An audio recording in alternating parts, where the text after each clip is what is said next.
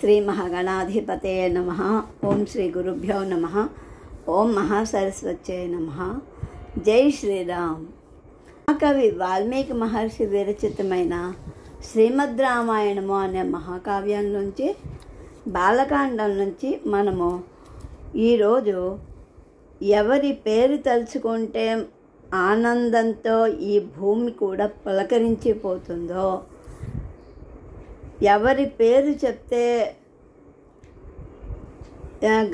ప్రకృతి అంతా పులకరించిపోతుందో అటువంటి శ్రీరామచంద్రమూర్తి యొక్క అవతార ఘట్టాన్ని మనం ఈరోజు పారాయణ చేసుకోబోతున్నాం. మనము శ్రీరామ నవమి సందర్భంగా మనము శ్రీరామ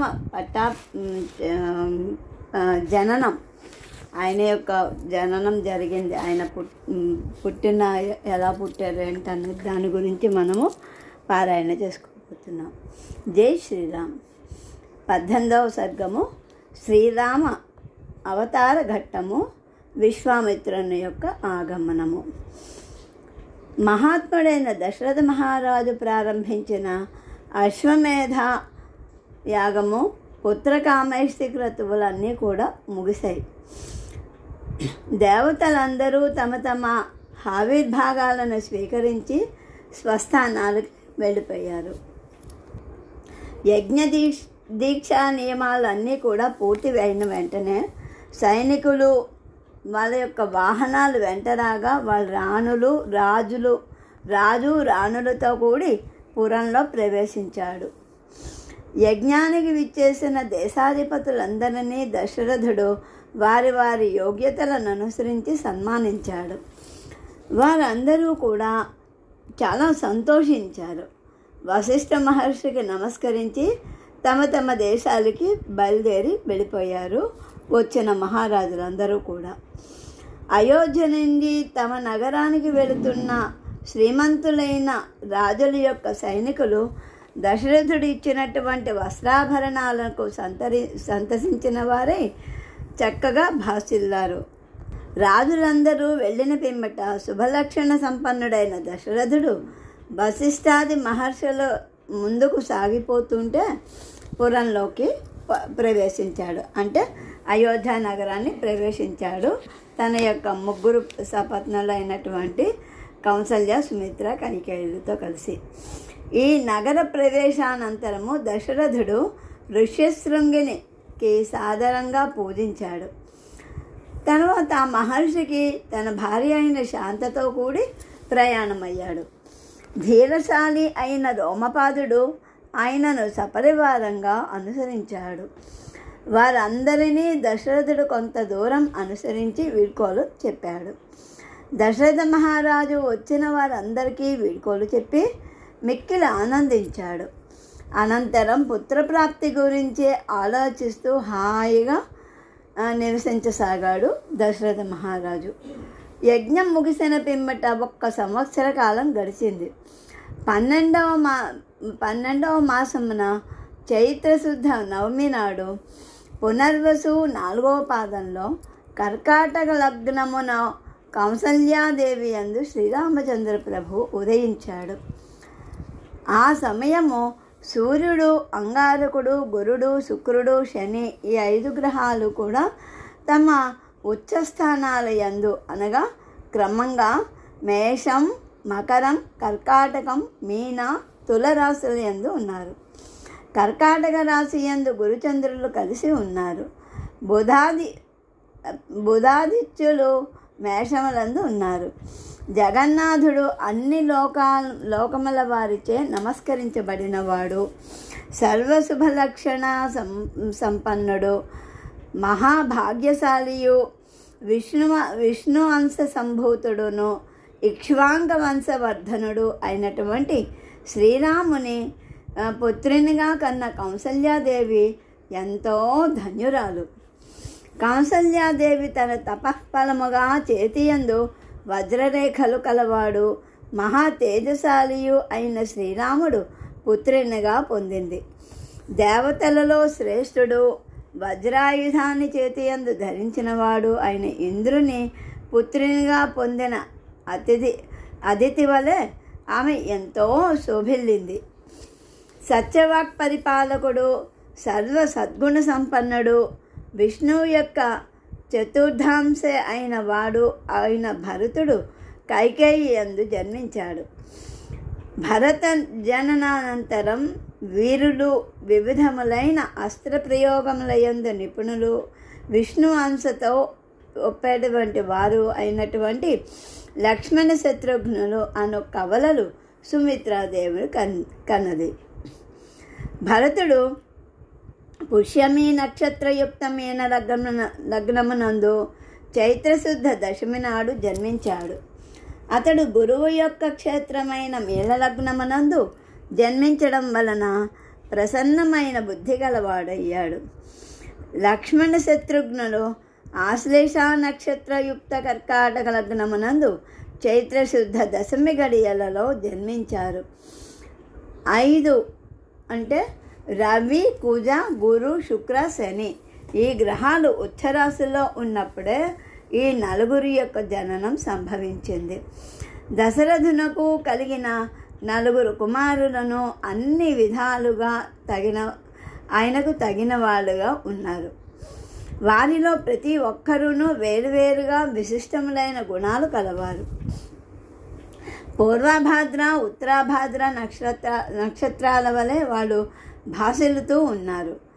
రామాదుల జనన కాలమున గంధర్వులు అవ్యక్త మధురముగా గానం చేశారు. అప్సరసులు కన్నుల పండుగగా నృత్యం చేశారు. చక్కగా దేవదుందుబులు మ్రోగాయి. ఆకాశము నుండి పుష్పవృష్టి కురిసింది. దశరథ మహారాజునకు పుత్రులు కలిగిన సంతోషం సమయము అయోధ్య నగరం అంతా కూడా ఉత్సవాలు జరిగాయి. ప్రజలందరూ కూడా ఉత్సాహంతో పాల్గొన్నారు. రాజవీధులన్నీ కూడా కోలాహలంగా నిండిపోయాయి. నటీనటులు అభినయ ప్రదర్శనలతో, నర్తకుల యొక్క నృత్య వినోదాలతో వెలసిల్లింది ఆ అయోధ్య నగరం. గాన వాద్య గోష్ఠులతోడిని 100 మాగధుల స్తోత్ర పాఠములతోడను ప్రతిధ్వనించింది ఆ అయోధ్య నగరం అంతా కూడా. రాజు పౌరాణికులకును 100 మాగధులకును పారితోషకాలను ఇచ్చాడు. బ్రాహ్మణోత్తములకు 1000 కొలది గోవులను, ధన కనక వస్తువాహనాలను దానం చేశాడు. పుత్రులు జన్మించిన 11వ దినము పిమ్మట దశరథుడు వారికి జాతక కర్మ నామకరణోత్సవాలని నిర్వహించాడు. కుల పురోహితుడైనటువంటి వశిష్ఠుడు ఉత్తమ గుణములు గల జ్యేష్ఠ కుమారునకు రాముడు అని, కైకేయి సుతునకు భరతుడు అని, సుమిత్రా పుత్రులకు లక్ష్మణుడు, శత్రుఘ్నుడు అని నామకరణం చేశారు. రాజు బ్రాహ్మణులను, పురజనులను, గ్రామవాసులను మృష్టాన్న భోజనాలతో సంతృప్తిపరిచాడు. ఇంకనూ బ్రాహ్మణోత్తములకు వివిధములైన బహువిధములుగా రత్నములను పుష్కలముగా బహూకరించాడు. తర్వాత దశరథుడు తన 4 పుత్రులకును అన్నప్రాశనము, చౌరోపనయనాది సంస్కారాలు కూడా సకాలంలో జరిపించాడు. ఆ రాజకుమారులలో పెద్దవాడైన రాముడు ధ్వజపతాకము వలె వంశప్రతిష్ఠ నినబిడింపచేస్తూ తండ్రికి మిక్కిలి సంతోషాన్ని కలిగిస్తూ ఉన్నాడు. ఇంకా సమస్త ప్రాణులకు శ్రీ మహావిష్ణువు వలె ఎంతయో ప్రేమపాత్రుడయ్యాడు. ఆ రాజకుమారులందరూ వేదశాస్త్రాలని అభ్యసించారు. ధనుర్విద్యయందు ఆరుతేరినట్లుగా వాళ్ళు విద్యను నేర్చుకున్నారు. ప్రజల హితమునందే ఆసక్తి కలిగిన వారై ఉన్నారు. వారందరూ కూడా విజ్ఞాన ఘనులు, సకల సద్గుణ సంపన్నులు. రఘువంశరాజులలో మహా తేజస్శాలి అయిన శ్రీరాముడు అమోఘమైన పరాక్రమము కలవాడు. సమస్త ప్రజలకును పూర్ణచంద్రుని వలె ఆహ్లాదకరుడు. రాముడు ఏనుగునెక్కి అశ్వాన్ని అధిరోహించుచు రథమునందుండి యుద్ధం చేయడంలో కుశలుడు, ధనుర్విద్యయందు నిరతుడు, సర్వదా తల్లిదండ్రులకు సేవలలో నిమగ్నుడై ఉండేవాడు రాముడు. ప్రజలను ఆదరింపచేయునట్టి అన్నయ్యకు రాముని యందు లక్ష్మణుడు బాల్యం నుంచే భక్తి తత్పరుడు నిత్యము అయినను సేవించుటయే ఒక మహాభాగ్యంగా తలిచేవాడు. తమ సేవల యందే నిరతుడైన లక్ష్మణుడు తన సుఖాలను ఏమాత్రం పట్టించుకోకుండా త్రికరణ శుద్ధిగా ఆ రామునకు అంకిత భావంతో అన్ని విధాలుగా ప్రియమును కూర్చేవాడు లక్ష్మణుడు. అతడు రామునికి బహిప్రాణము. పురుషోత్తముడైన శ్రీరాముడు లక్ష్మణుడు తన చెంత లేనిచో నిద్రపోయేవాడు కాదు. తల్లి కౌసల్య తీసుకొచ్చిన కమ్మని భోజన పదార్థాలను అతడు తన తోడుగా లేనిచో భుజించేవాడు కాదు. రాముడు క్షణం కాలమైనా కూడా లక్ష్మణుని విడిచి ఉండేవాడు కాదు. రాముడు అశ్వాన్నెక్కి వెళ్ళేటప్పుడు లక్ష్మణుడు ధనస్సును చేబూని అతన్ని కాపాడుచూ వెంట నడిచేవాడు. లక్ష్మణునకు తమ్ముడైన శత్రుఘ్నుడును అతని వలె సేవా స్వభావం కలవాడు. అతడు భరతునకు ప్రాణం కంటే కూడా ప్రేమైనవాడు. అదేవిధంగా శత్రుఘ్నులకు భరతునిపై ఎనలేని ప్రేమ కలిగి ఉంది. చక్కని నిశుభ లక్షణ సంపన్నులైన ఆ నలుగురు ప్రియపుత్రులతో కూడిన దశరథుడు ఇంద్ర, యమ, వరుణ, కుబేర అను నలుగురు దిక్పాలకులతో కూడిన బ్రహ్మదేవుని వలె పరమానంద భరితుడయ్యాడు. ఆ నలుగురు రాజకుమారులను వివిధ శాస్త్రజ్ఞులైన సంపన్నులై సకల సద్గుణములతో అలరారుచూ మిక్కిలి వాసిగాంచారు. ఎట్టి పరిస్థితులయందు పొరపాటైనను అకృత్యములకు పాల్పడేవారు కాదు. లౌకిక ప్రజ్ఞానిధులు, దూరదృష్టి కలవారు, ఇట్లు ప్రతిభాశాలురు, తేజోమూర్తులు అయిన తన కుమారులను చూచి దశరథుడు జగత్సృష్టికర్త అయిన బ్రహ్మవలె ఆనందించాడు. పరమశ్రేష్ఠులైన రాకుమారులు వేదాంగ స్మృతి పురాణ ఇతిహాసాలను శ్రద్ధగా అధ్యయనం చేస్తూ ఉండేవారు. తల్లిదండ్రులను పరమప్రీతితో సేవిస్తూ ఉండేవారు. ధనుర్వేదమునందు నిష్ట కలిగి ఉన్నారు. ధర్మాత్ముడైన దశరథ మహారాజు యుక్త వయస్కులైన తన పుత్రులకు అన్ని విధాలుగా ఈడు జోడు అయిన కన్యలతో వివాహం జరిపించడానికి గురువులతోనూ బంధువులతోనూ బాగుగా ఆలోచించాడు.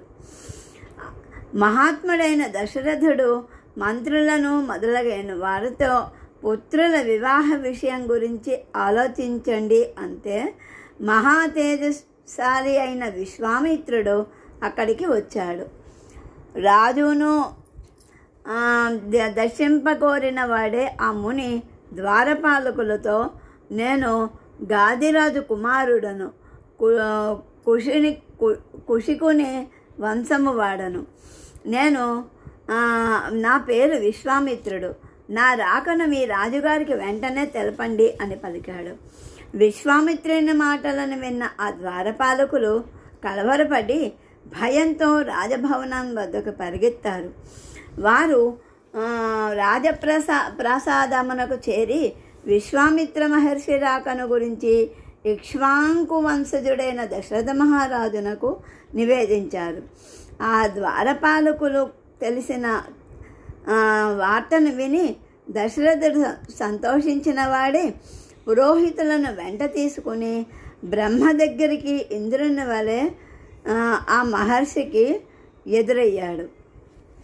కఠోర నియమాలను పాటిస్తూ బ్రహ్మతేజంతో వెలుగొందుతున్న ఆ విశ్వామిత్ర మహర్షిని గాంచి అంటే చూసి అని అర్థం. అక్కడ రాజు దశరథ మహారాజు మిక్కిలి సంతోషించాడు. పిమ్మట ఆయనకి అర్ఘ్యపాద్యాది సత్కారాలను జరిపించాడు. మహర్షి శాస్త్రోక్త విధులతో రాజుగారు సమర్పించిన అర్ఘ్యపాద్యాది సత్కారాలను స్వీకరించాడు. పిదప అతడు మహారాజుతో కుశల ప్రశ్నలు గావించాడు. ధార్మికోత్తముడైన విశ్వామిత్రుడు, ఓ రాజా, కుశలమే కదా? సామంతరాజులందరూ నీ అదుపులో ఉన్నారా? అందరినీ జయించావా?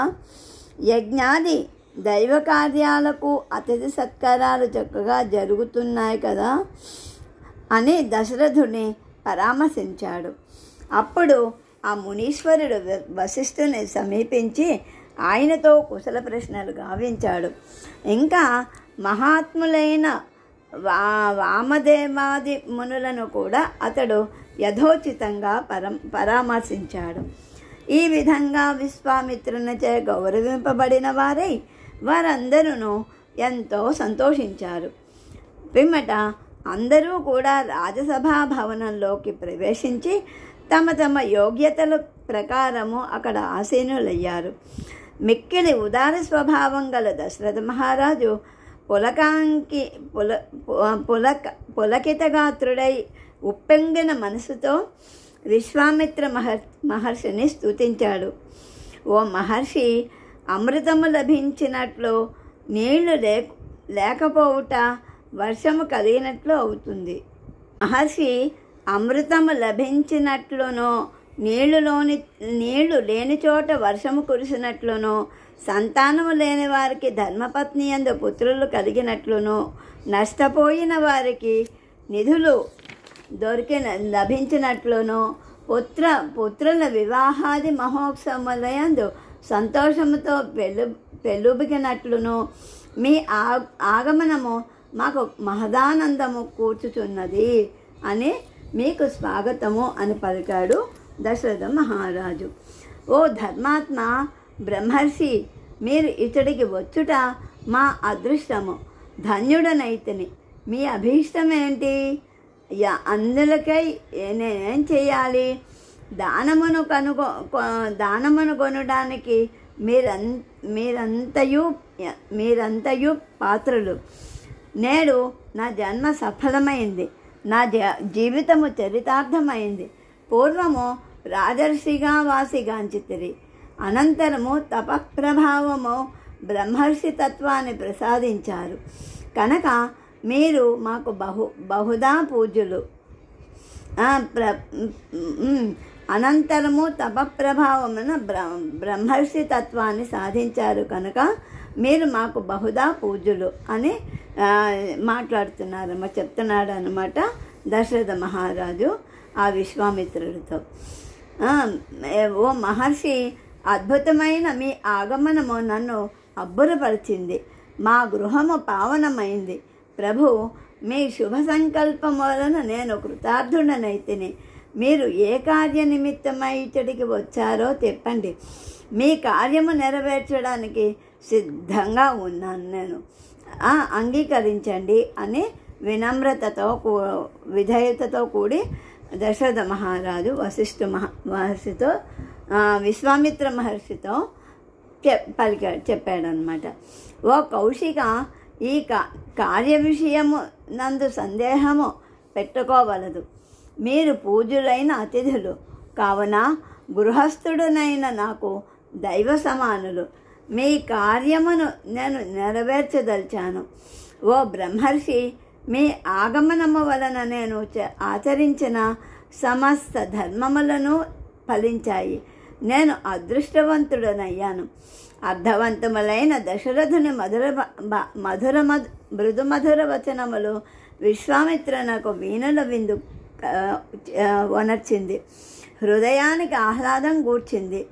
అంతటా ఉత్తమోత్తమ గుణాలతో ఖ్యాతికెక్కిన వాడును శమదమనాది విశిష్ట గుణ సంపన్నుడును అయినటువంటి విశ్వామిత్ర మహర్షి పరమానంద భరితుడయ్యాడు.